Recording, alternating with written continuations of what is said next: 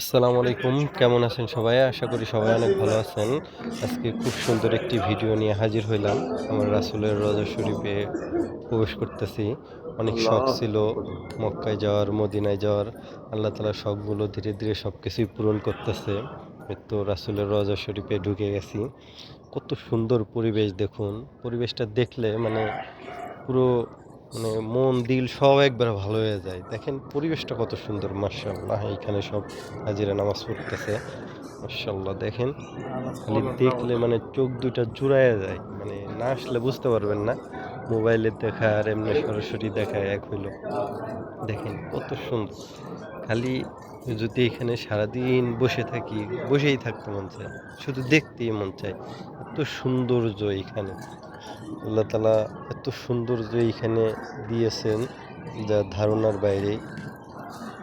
মানে কি বলবো? আমার এখান থেকে যাইতেই মন চায় না। এখানে আসলে শুধু খালি এখানে থেকেই যেতে মন চায়।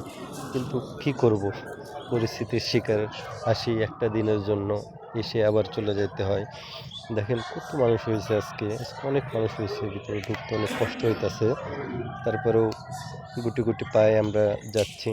সরি ভুল জায়গায় দেখাচ্ছি। এখানে মহিলাদের নামাজের জায়গা। ওখানে দেখানো ঠিক হয় নাই।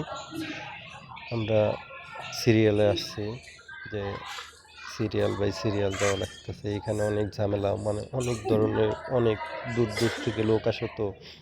এই কারণে সব সিরিয়াল দেছে। এখন সিরিয়াল অনুযায়ী ঢুকতে হয়।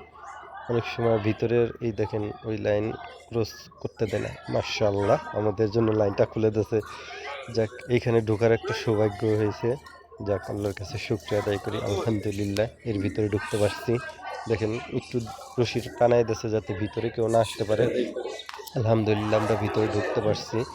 আল্লাহর কাছে শুকরিয়া আদায় করি যে রাসূলের রওজা শরীফ আমরা কাছ থেকে দেখতে পারবো। এটা হচ্ছে খালি জায়গা আর সামনে হচ্ছে আমার রাসূলের রওজা শরীফ। এই যে এই লোকটা এখানে শুইতেছে, এখানে শোয়া নিষেধ। এখানে কোনো কিছু ধরতেও দেয় না। এটা আমার রাসূলের রওজা শরীফ। এটার ভিতরে আমার রাসূল আছে।